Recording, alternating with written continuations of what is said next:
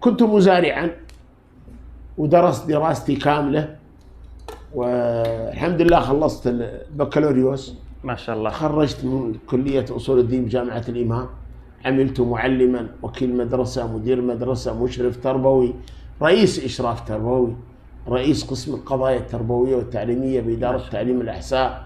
تقاعدت مبكرا لأني وجدت أن الوظيفة هي أوسع أبواب الفقر، فخرجت من قفص الوظيفة إلى حرية الأعمال الحرة، واشتغلت في مزارعي، طورت عمل المزارع، طورت منتجي، دخلت في تجارة التمور من 40 سنة، من 42 سنة، عام 1400 دخلت في تجارة التمور رسمي، ثم جلست ما بين الزراعة والتجارة، ثم تحولت إلى الصناعة، تصنيع التمور، ثم تحولت إلى تصدير التمور، قمت بتصدير التمور خارج المملكة.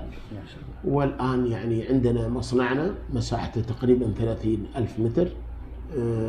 كانت فكرة أني أحوله إلى الحقيقة مصنع نسائي بالكامل.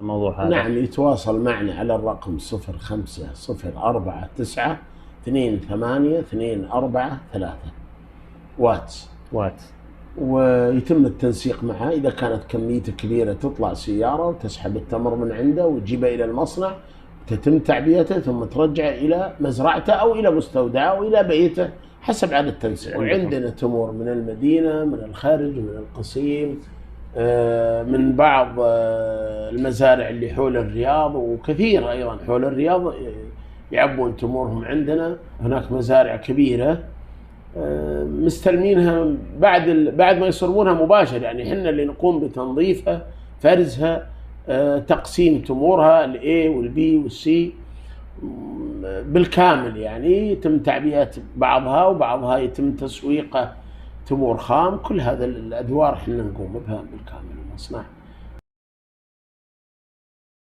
الآن أنا متواجد في مصنع بن زيد، اعتبره مملكة نحل ما شاء الله. دخلت المصنع، اتجهت لقسم الإنتاج من مرحلة في مراحل اللي هو بعد الاستقبال، مرحلة دخول المصنع اللي هو الداخلي للقسم النسائي. هذا ما شاء الله لا إله إلا الله عليهم، بنات كأنهم ما شاء الله مملكة نحل، ما في ولا واحدة جالسة، كلهم يشتغل، كل واحدة لها شغلها وعارفة إيش الشغل اللي حتنفذه إن شاء الله.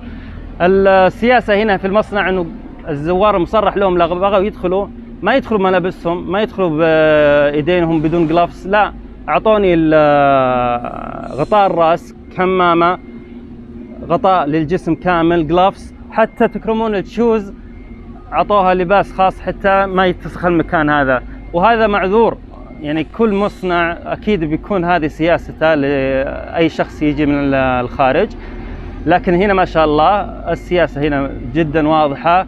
يكفينا أن نشوف منتجك، العملاء يشوف المنتج يوميا عن طريق السناب. أي شخص يدخل منتجه يعرف العميل عن طريق رقم العميل، يشوف منتجه على أيادي سعودية. بناتنا، أخواتنا، أمهاتنا كلهم متواجدين بالشغل ما شاء الله عليهم، ما عليهم أي قاصر. عجبني بالمصنع أنه في حركة، والنظافة ما شاء الله للأمانة لا يزعون من الشباب، النظافة أكثر منا. يعني احنا رجال شوي شغالين بالمشي الحال، لكن هنا القسم النسائي ما شاء الله حريصين كل الحرص على نظافة المنتج، وهذا من صالح العميل ومن صالح سمعة المصنع. أشكر بن زيد على استضافتي اليوم، وأشكر جميع الأخوات اللي اشتغلوا وشفناهم وأخذنا معهم التصوير. ماني عارف كيف أوصف لكم الشعور وأنا أسوي تغطية هذه في المصنع. هذا شيء فوق الخيال، ويكفيني اني انا تعنيت، انا جاي من الاحساء، من القصيم، رياض الخبرة تحديدا لحد المكان هذا، نسيت التعب كله، والتمر اللي انا جبته وشفته الحمد لله انا راضي ومبسوط. ويعطيكم الف عافية وشكرا على مشاهداتكم، والسلام عليكم.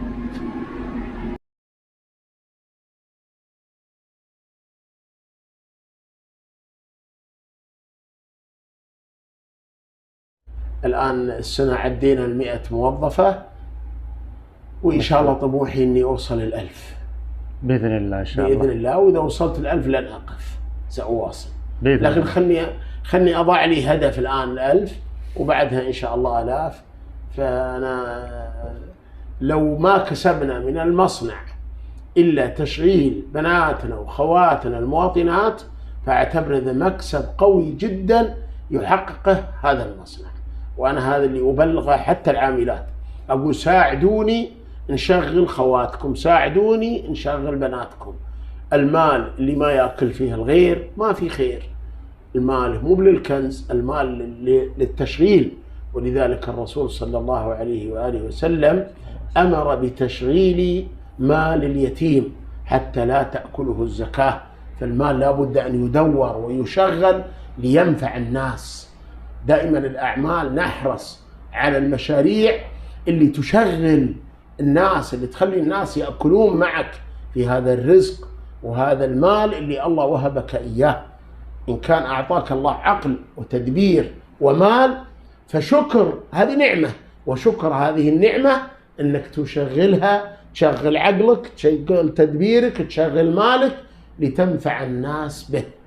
فأسأل الله عز وجل أن يرزقنا إخلاص النية، وأن يرزقنا بإذنه وقوته ورحمته إن شاء الله النجاح والتقدم.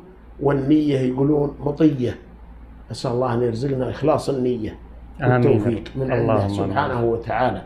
ومعنا فريق عمل من أخواتنا وبناتنا ما شاء الله يسابقوني إلى فعل الخير، ويسابقوني ويدعموني ويدفعوني إلى أن نحن نتقدم وبسرعة في وقت أقصر من اللي إحنا واضعينه لأنفسنا.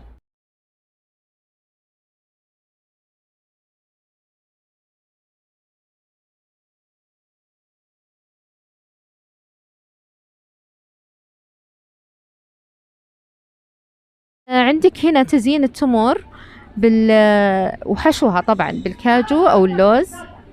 دخلت على ركن الأعمال الشعبية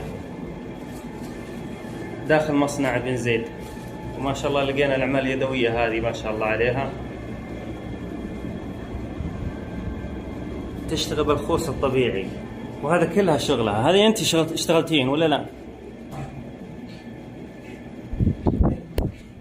ما شاء الله مهفة. هذه ناوي ناخذها للقصيم معنا. هذه بكم هذه؟ هذه ب5 ما شاء الله. وهذا حنة حساوي، الحنة حساوي هذه بكم؟ 30 ما شاء الله. وهذا الطرشي أو نسميه مخلل ليمون وعصير الليمون. وهذه قهوة أو بن القهوة أو قهوة الطعام يسمونها. كلها أعمال حساوية ما شاء الله عليها. شغل احترافي ما شاء الله عليك. هذا بساط تسمونه؟ حصير ما شاء الله. هذا اللي تحتي بساط. هذه ما شاء الله عليك كلها أنت سويتيها بنفسك، وبالركن هذا تبيعيهم. الله يرزقك إن شاء الله، موفقك خير. وبعد هنا ما شاء الله الله يا الزمن الطيب. هذه كنتم تاكلون فيها الرز وتاكلون فيها غداكم وعشاكم ما شاء الله. وهذا الكبير حق العزايم ما شاء الله عليك. هذه ايش؟ حصير. هذا وش يسوى فيه؟ زي السجادة، احنا نسميها سجادة.